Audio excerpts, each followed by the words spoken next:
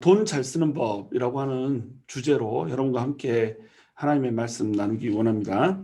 1년 동안 바울과 바나바가 함께 힘을 합하여서 안디옥에서 사역을 했을 때 수많은 사람들이 하나님을 믿게 되고 부흥이 임하기 시작하는 겁니다. 그리고 그 교회를 통하여서 하나님께서는 놀라운 일들을 이제 펼쳐가시죠.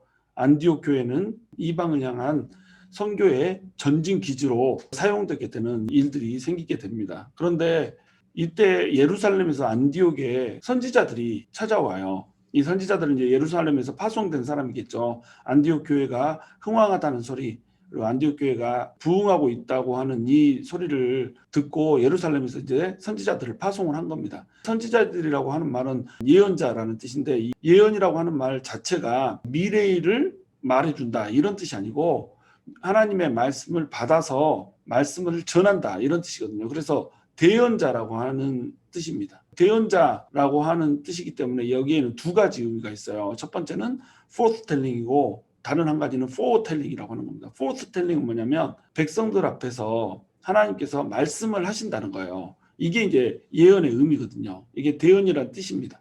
하나님의 말씀을 백성들 앞에서 말한다 이거거든요. 그런데 이것이 현재 일에 대해서 말할 때도 있고 과거 일에 대해서 말할 때도 있고 지금 사람들의 상태에 대해서도 말할 수도 있고 하나님께서 명령하실 때도 있고 또 가끔은 미래 일에 대해서도 말할 때가 있다는 겁니다. 어찌됐건 미래 일이건 장래 일이건 현재 일이건 상관없이 하나님께서 말씀을 하신다라고 할 때는 forthtelling이라고 얘기를 하는 거죠. 그러니까 예언의 의미는 일단은 forthtelling이에요. 사람들 앞에서 하나님의 말씀을 하는 것, 이것이 예언입니다. 여기에 이제 foretelling이라고 하는 것이 포함이 되는 거죠. 이게 이제 예언이 되는 거죠. 그때라고 하는 말은 안디옥 교회에서 사울과 바나바가 함께 힘을 합해서 교회를 이루고 많은 성도들이 생겨나서 그리스도인들의 문화를 형성한 이때, 그래서 사람들이 예수 믿는 사람들을 전부 그리스도인이라고 불렀던 이럴 때에 예루살렘에서 이제 선지자들이 온 것이죠.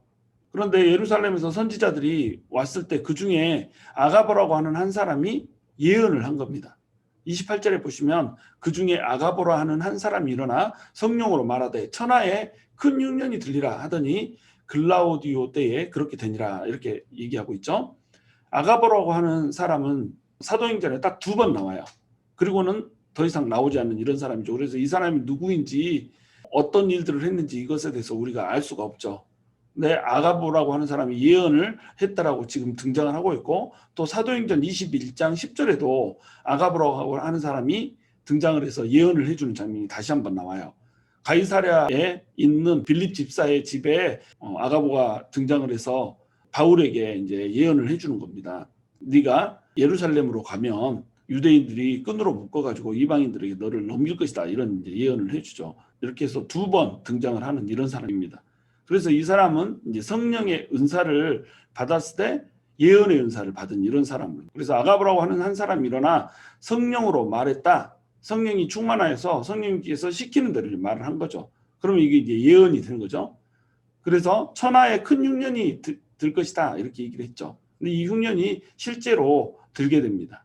글라우디오 황제 때 그대로 됐다라고 지금 얘기하죠. 글라우디오라고 하는 사람은 황제, 로마 황제를 얘기하는 겁니다. 글라우디오 황제 때는 실제로 역사를 보면 연이어서 계속 흉년이 있었어요. 그래가지고 길거리에 황제가 지나가고 있는데 그 굶주림 때문에 분노한 시민들이 황제를 습격할 정도로 이렇게 엄청난 기근이 있었던 이런 일들이 실제로 역사 속에 기록되고 있다는 겁니다.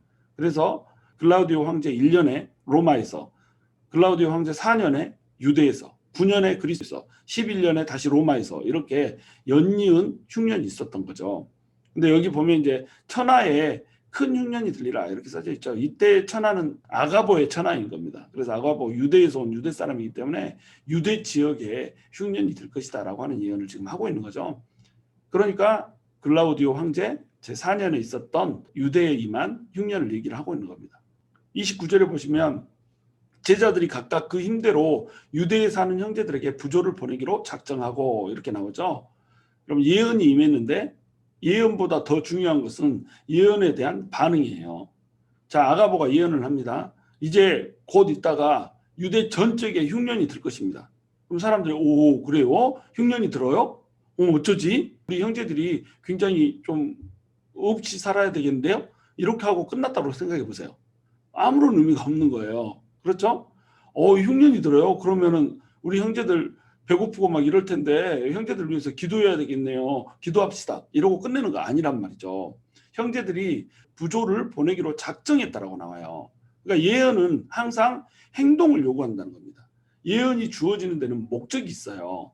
예언이 주어지는 것은 우리에게 미래를 미리 얘기할 수 있는 그 능력이 있기 때문에 폼 잡으라고 주어지는 게 아니란 말이죠. 많은 사람들이 예언의 은사 저도 주세요 막 이렇게 얘기하는데 예언의 은사 받아서 어디다 쓸 거냐 이거죠. 사람들의 미래를 얘기하고 사람들이 알지 못하는 것을 나는 깨달아서 얘기하고 이런 것에다 집중을 한단 말이에요. 이런 건 아무 의미가 없거든요. 미리 알아서 뭐 할 건데요. 항상 예언이라고 하는 것, 하나님의 말씀이 떨어진다고 하는 것은 행동을 요구하는 겁니다. 미래일이 됐건 현재일이 됐건 알게 해주시는 데는 행동을 요구한다는 거예요. 많은 사람들이 장래에 대한 불투명성 때문에 예언의 은사를 받은 사람이 있으면 그 사람에게 나와서 안수를 받고 막 이렇게 한단 말이죠. 그럼 안수를 받는 목적이 뭐예요? 내 미래일이 어떻게 될지 궁금한 겁니다. 이거는 무당한테 나가서 이 점치는 거고 다를 바가 하나도 없거든요. 그러니까 하나님의 은사가 천대를 받는 거예요. 은사라고 하는 것이 주어진 이유는 교회에 덕을 세우라고 주어진 거잖아요. 그러니까 예언의 은사라고 하는 것은 가벼운 것이 아니고 하나님께서 행동을 요구하고 있다. 이러한 일들이 벌어질 텐데 너네는 어떻게 할래? 라고 하는 것을 제시해주고 사람들이 그것에 대해서 반응할 수 있게 하는 아주 중요한 것이란 말이죠. 근데 사람들이 장래일이 불투명하니까 어떻게 될까 두려워하고 염려하고 이런 마음들이 사실은 미래를 알고 싶어하는 마음의 심리란 말이죠. 그 심리 상태는 뭐가 있냐면 하나님께서 내 미래를 책임져 줄 것이라고 하는 믿음이 없는 거예요. 이건 불신앙이라는 겁니다. 내 장래를 알고 싶어하는 것 이것은 불신앙과 염려의 결과라는 거예요. 그러니까 점치는 거, 사수를 행하는 거 이것을 전부 우상 숭배라고 얘기를 했던 거예요. 하나님만 의지하면 하나님 내 인생의 주인이라고 생각하면 불투명성에 대한 두려움과 염려가 없어지거든요. 이것은 신앙의 문제란 거죠. 근데 예언의 문제를 불투명한 장래에 대해서 어떤 확신을 갖고 싶어하는 이런 용도로 사용해버리면 하나님의 예언의 은사라고 하는 것을 멸시해버리는 결과를 초래한다는 겁니다. 그러므로 아는 것이 중요한 것이 아니라는 거예요. 예언이 떨어지면 거기에 어떻게 반응하는가 중요하단 말이죠. 안디옥 교회 성도들은 반응을 아주 제대로 했죠. 유대에 사는 형제들이 곧 흉년이 들면 이제 굶주리게 될 텐데 그때를 위해서 부조를 보내자라고 작정을 한 겁니다. 흉년이 올 것이라고 하는 예언에 부조를 보내자라고 하는 행동으로 반응을 한 거예요. 떨어진 예언보다 더 중요한 것은 그 예언에 대해서 내가 어떻게 반응할 것인가라고 하는 것을 우리가 생각을 해야 된단 말이죠. 그것에 대한 한 예를 아가보의 예를 다시 듭니다. 아가보가 예언자로 등장했기 때문에 똑같은 예언자가 한 예언에 대해서 어떻게 반응하는가를 한번 볼게요. 사도행전 12장 10절에 보면 이렇게 나와요. 여러 날 머물러 있더니 아가보라 하는 한 선지자가 유대로부터 내려와 이렇게 얘기하고 있죠. 사도 바울이 선교 여행을 돌아다니다가 이제 가이사랴라고 하는 지방에 와서 빌립 집사의 집에 머물고 있는 거예요. 그런데 아가보라고 하는 사람이 유대 지방에서 일부러 가이사랴 지방을 찾아와요. 예언을 해주러 찾아온 거죠. 바울에게. 11절에 보시면 우리에게 와서 바울의 띠를 가져다가 자기 수족을 잡아매고 말하기를 성령님이 말씀하시되 예루살렘에서 유대인들이 이같이 이 띠 임자를 결박하여 이방인의 손에 넘겨주리라 이렇게 얘기를 했단 말이죠. 바울이 메고 다니는 그 띠를 가져다가 아가보가 자기 손발을 딱 잡아서 메고 말을 하는 겁니다. 지금 예루살렘에 가면 유대인들이 이렇게 이 띠임자 다시에게서 사도 바울을 결박해서 이방인들에게 넘겨줄 거예요. 이렇게 예언을 해준 겁니다. 이것은 딱 예언이에요. 단순한 예언. 하나님께서 보여준 그대로 지금 바울에게 얘기를 하고 있는 겁니다. 그러니까 이걸 듣고 있는 사람들은 어때요? 성도들은 바울을 너무너무 사랑하잖아요. 바울이 예루살렘까지 가서 예루살렘에서 결박되어 가지고 이방인들에게 넘겨지는 것을 원하지 않는단 말이죠. 그러니까 이들이 울면서 사도 바울을 만류를 하는 거예요. 가지 마세요. 가면 결박된다는데 왜 가려고 합니까? 당장 지금 가려고 하는 계획을 접으십시오. 이렇게 이제 얘기를 하는 거죠. 그랬더니 13절에 바울이 뭐라고 얘기하냐면 여러분이 어찌하여 울어 내 마음을 상하게 하느냐. 나는 주 예수의 이름을 위하여 결박당할 뿐 아니라 예루살렘에서 죽을 것도 각오하였노라. 이렇게 얘기를 하고 있단 말이죠. 성도들이 예언이 떨어지니까 이 예언에 대해서 어떻게 반응해요? 울면서 가지 말라는 반응을 한단 말이죠. 그러니까 사도 바울이 왜 울어서 내 마음을 속상하게 만드냐? 너네가 이렇게 하면 안 되지. 나는 하나님의 복음을 맡은 자로서 복음을 전하고 죽는 것, 이것을 내 소명으로 알고 있고 내 사명으로 알고 있는데 너네가 이렇게 울어버리면 내 마음이 상하지. 울지 마라.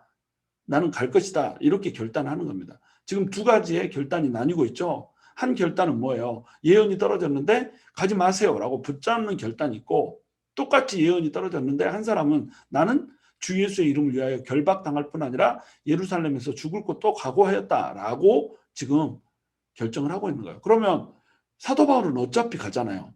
어차피 가는데 결박되어서 이방인의 손에 넘겨줄 것이라고 하는 이 예언은 왜 도대체 떨어지고 있는 것일까요? 이 예언이 떨어지는 이유는 이거예요. 예언이 주어졌는데 이 예언에 네가 어떻게 반응할래?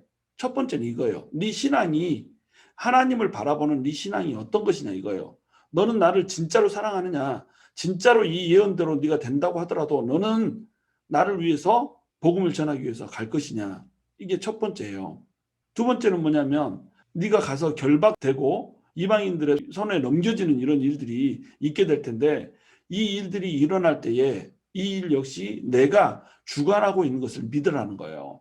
그러니까 예언을 통해서 지금 사도 바울에게 미리 일어날 일들을 보여주시고 결박당하고 이방인의 손에 넘겨지는 일이 벌어져도 굳건하게 서서 나는 하나님의 손에 지금 붙들려 있다라고 하는 것, 이것을 믿을 수 있도록 하나님께서 미리 그 마음을 경고케 해주시는 이 일을 하고 있는 겁니다. 나는 가서 이방인의 손으로 넘겨질 것이다라고 하는 것을 미리 예측하고 가서 사역을 하는 거예요. 알고 사역하는 겁니다. 손해 볼 것, 핍박받을 것, 박해받을 것 알고 사역하는 거예요. 바로 이게 사역자거든요. 이게 하나님의 자녀고 이게 그리스도인이라는 겁니다.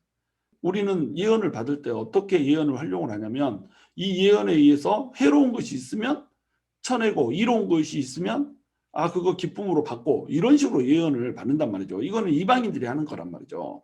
무당 믿는 사람들이 신점 보는 사람들이 가서 하는 것이 바로 이런 거란 말이에요. 근데 하나님의 사람은 그게 아니란 말이죠. 하나님의 사람에게 있어서 예언이라고 하는 것은 결국 하나님과의 관계성입니다.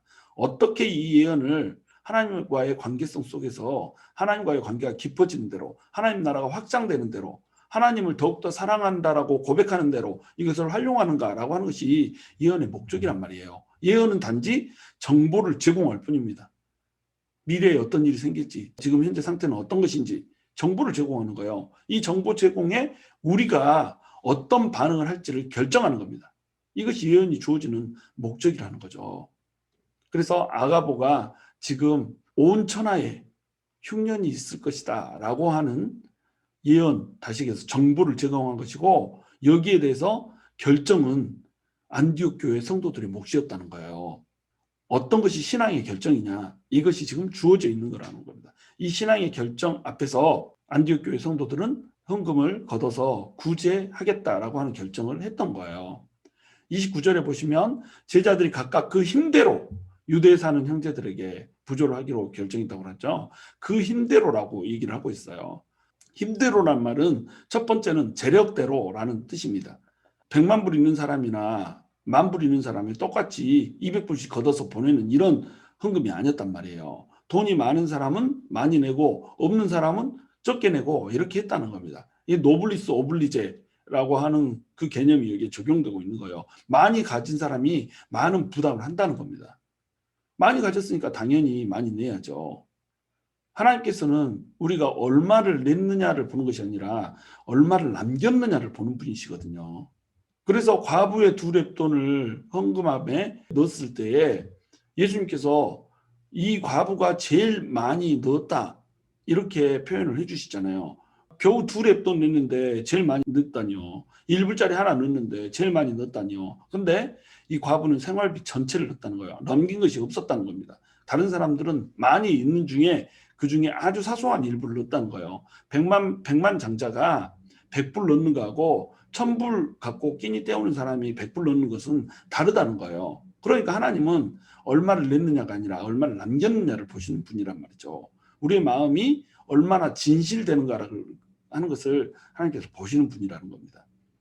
그래서 힘대로라고 하는 말에는 재력대로라고 하는 말이 이제 그 의미가 첫 번째 의미가 들어있는 거예요. 두 번째 힘대로라고 하는 의미에는 믿음의 분량대로라고 하는 의미가 들어있어요. 믿음의 분량대로 하는 겁니다.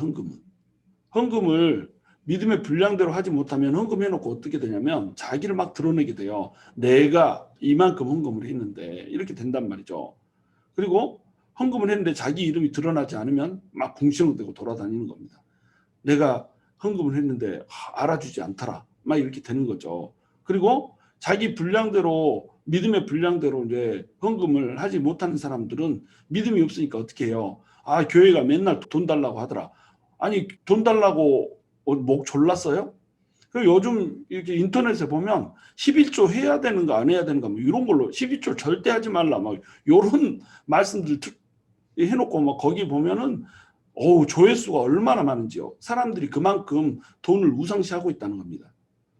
하나님한테서 모든 재물이 왔다라고 하는 것을 인정하는 것을 이렇게 드리는 것이 바로 헌금인데 그 헌금을 가지고 장난질 치는 거예요. 11조 해야 되냐 말아야 되냐. 아니 그거 가지고 그렇게 논쟁할 거면 그냥 하지 말라는 거예요. 믿음의 분량대로 헌금하는 겁니다. 헌금도 하지 않는 것들이 꼭 교회에서 돈을 많이 뜯어간다. 아니 자기 돈 뜯어갔냐고. 그렇게 헌금에 대해서 관점을 가지면 안 된다는 거죠. 믿음의 분량대로 하는 거예요. 자기 믿음 없으면 그냥 안 하면 되는 겁니다. 그러니까 믿음이 없으면 헌금을 아예 하지 않아야 된다는 거죠. 구제에는 반드시 믿음이 필요해요. 믿음이 필요하다는 말은 뭐냐면 사심 없이 줄 수 있는 믿음이 필요하다는 거예요. 내 욕심, 내 의 이런 거 하나도 없이 내가 바라는 거 하나도 없이 그냥 그저 줄 수 있어야 되는 이게 구제라는 거죠. 사심이 하나도 없어야 돼요. 두 번째는 다시 하나님께서 채워줄 것을 믿어야 된다는 거예요. 내가 가난한 사람에게 많이 드리면 드릴수록 하나님께서는 오이고 너는 정말로 귀한 통로구나. 그러고 다시 채워주신다는 거예요. 그 믿음을 가진 사람만이 기꺼이 사심 없이 내 물질을 드릴 수가 있는 거예요.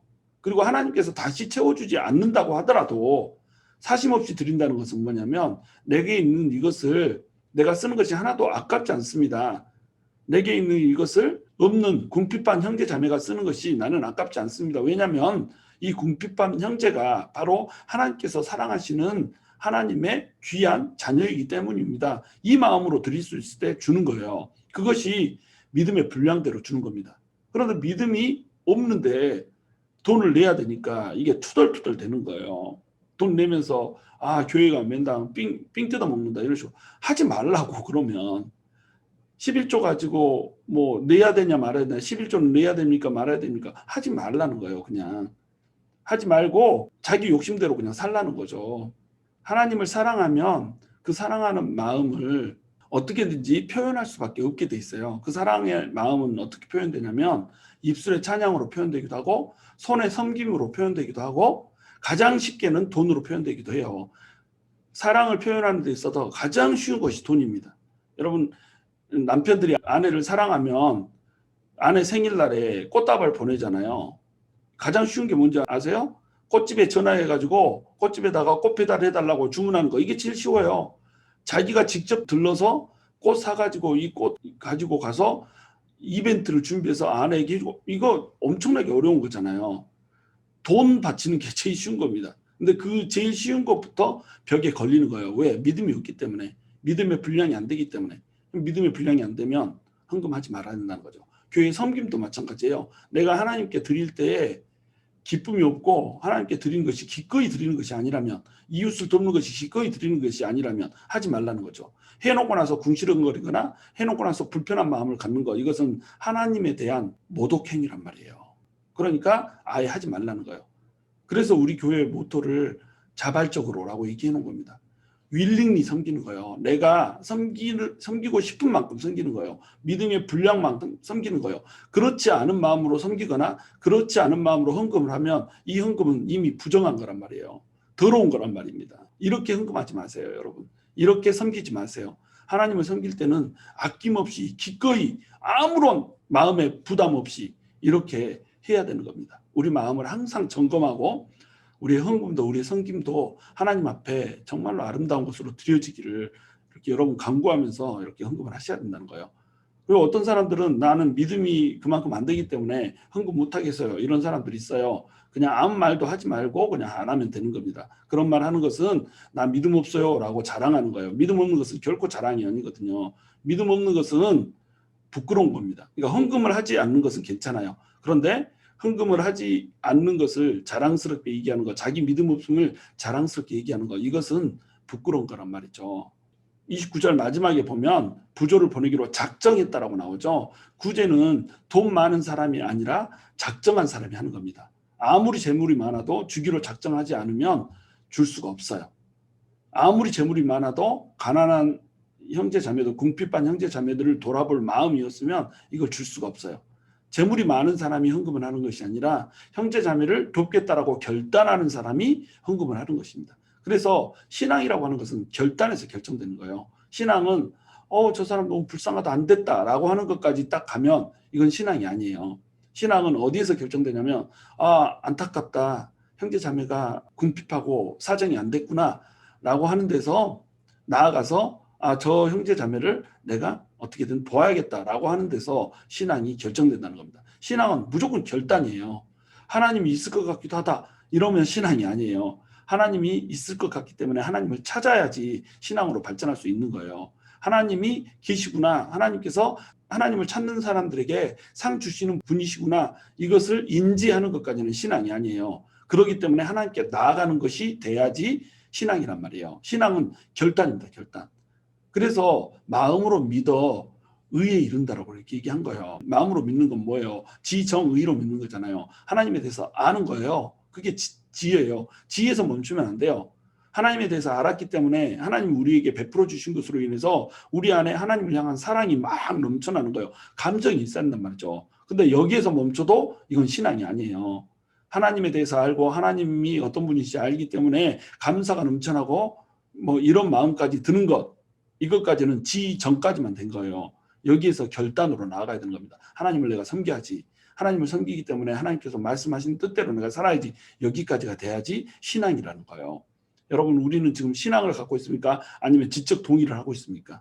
우리는 신앙을 갖고 있습니까? 아니면 감정적인 충동 상태로 내 자신이 서러워서 울고 있고 이렇게 하고 있습니까? 아니면 진정으로 하나님 앞에 결단함으로 나아감으로써 지정의가 모두 만족된, 충족된 이런 믿음을 가지고 있습니까? 우리 믿음을 점검해야 된다는 거죠. 궁핍한 사람을 돕는 것, 이것은 돈 많은 사람이 아니라 결단하고 나아가는 사람, 작정한 사람이 하는 거라는 겁니다. 그러니까 교회에서도 보면요, 돈 많은 사람들이 헌금하는 거 아니에요. 항상 돈 많은 사람이 헌금하는 것이 아니라 믿음 좋은 사람이 헌금하는 겁니다. 하나님 앞에 사심없이 결단할 수 있는 사람이 헌금한다는 거예요. 30절에 보시면 이를 실행하여 바나바와 사울의 손으로 장로들을 보내니라 이렇게 나오고 있죠. 직접 의지적 결단을 한 것을 실천을 해요. 자기 힘대로 믿음의 분량대로 돈을 모아요. 모아서 바나바와 사울에게 들려보내서 유대의 장로들에게 보내가지고 이 돈이 모두 유대의 궁핍한 사람들에게 흉년 때문에 배를 골고 있는 사람들에게 쓰여질 수 있도록 이렇게 했단 말이에요. 여러분, 돈을 잘 쓰는 데는 두 가지 방식이 있어요. 어떤 사람이 돈을 잘 쓴다 할 때 우리 두 가지 의미로 얘기를 하잖아요. 돈을 펑펑 쓴다. 이럴 때 돈을 잘 쓴다라고 얘기해요. 또 한 경우는 돈을 적재적소에 기묘하게 잘 활용한다. 이런 뜻으로 이제 얘기를 하는 거죠. 여러분, 돈을 잘 쓰는 거, 어떤 방식으로 돈을 잘 쓰는 사람이 되고 싶으세요? 자기 유익을 위해서, 자기 만족을 위해서, 자기 탐욕을 위해서, 자기 좀 뽀대나게 하려고 물쓰듯 돈을 펑펑 쓰는 이런 사람이 되고 싶으신가요? 차고 넘치게 돈이 있는데 이 돈을 전부 자기만을 위해서 사용을 하면서 좀 더 넓은 집, 좀 더 좋은 차, 좀 더 좋은 액세서리 이런 거 달고 살아가는, 하등에 쓸모도 없는 이런 것들 달고 살아가는 그러한 방식으로 돈을 잘 쓰고 싶으세요? 막 그냥 이런 거 저런 거 보속품들 막 사놓고 1년에 한 번도 차지 않는 보속품도 있고, 이런 물건 저런 물건 막 충동 구매해놓고 거의 10년 동안 처박아놓고 안 쓰는 그런 물건들도 있고, 이럴 경우가 얼마나 많아요.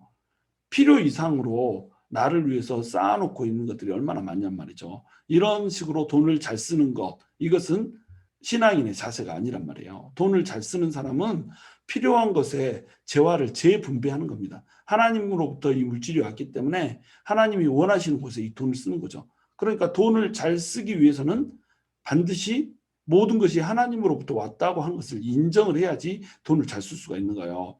돈을 잘 쓰는 방법 굉장히 간단합니다. 모든 것이 하나님으로부터 왔음을 인정하는 거예요. 그렇기 때문에 모든 재물을 쓸 때 하나님께서 원하시는 방식대로 쓰겠다라고 하는 것이 결단이 되어져야지 돈을 잘 쓸 수가 있는 거예요. 안 그러면 이 모든 돈은 썩어질 것을 향해서 낭비되어지게 되는 겁니다. 돈이라고 하는 것, 물질이라고 하는 것은 어떻게 쓰여져야 되냐면 썩지 않을 영원한 것들을 위해서 투자돼야 되는 거거든요. 하나님을 향한 사랑의 고백과 감사의 고백을 위해서 쓰여져야 되거든요. 이 많은 것들을, 모든 것들을 주신 하나님 감사합니다. 내가 하나님 나라를 위해서, 하나님의 잃어버린 영혼들을 위해서 이 돈을 어떻게 쓸까요? 라고 고민해서 쓰여지는 물질만이 영원한 가치를 위해서 드려지는 물질이란 말이에요. 하나님께서 원하시는 방식대로 영원한 것을 위해서 투자하는 방식으로 이 물질을 쓰는 것, 이것이 바로 돈을 잘 쓰는 방법이라는 거예요. 그러니까 우리가 돈을 어디에다 쓰는가, 돈을 얼마나 쓰는가, 돈을 어떻게 쓰는가 하는 것은 곧 하나님에 대한 우리의 태도를 반영을 한다는 겁니다. 교회에 헌금 많이 하라는 얘기가 아니에요. 매사의 삶 속에서 돈을 어떻게 쓰고 있는가, 이것을 잘 결정하고 판단하란 말이에요. 나만을 위해서 돈을 쓰고 있는가, 아니면 진짜로 하나님께서 쓰시기 원하는 곳에 이 돈들이 쓰여지고 있는가, 이것을 잘 보란 말이죠. 그러면 내 믿음의 본전이 드러나요. 돈이 있는 곳에 사람의 마음이 있거든요. 물질이 있는 곳에 사람의 마음이 있어요. 사람이 어떤 것을 사랑하면 거기에 돈을 쓰는 것이 아깝잖아요. 어떤 사람은 게임하는데 막 몇천 불씩 몇만 불씩 드리는 사람이 있어요. 왜? 게임을 사랑하거든요. 어떤 사람은 다른 데는 돈을 일절 안 쓰는데 자동차 막 이런 데는 돈을 막 쓰는 사람이 있어요. 자동차를 사랑하거든요. 어떤 사람은 일절 다른 데는 돈을 안 쓰는데 막 반지 사고 귀걸이 달고 막 이런 데는 돈을 아낌없이 쓰는 사람이 있어요. 어떤 사람은 돈을 절대 안 쓰고 입을 거 먹을 거 안 입고 안 먹고 해가지고 어디다 써요? 자녀들을 위해서 막 쓰는 데는 아끼지 않고 펑펑 막 투자를 하잖아요. 이게 뭐예요? 자녀가 성공하는 것을 사랑하는 겁니다. 결국 내가 사랑하는 데다 돈을 쓰게 돼 있는 거예요. 내가 무엇을 사랑하는가, 내 마음이 어디에 가 있는가, 이것이 결국 돈이 어디로 가는가를, 돈의 향방을 결정하는 겁니다.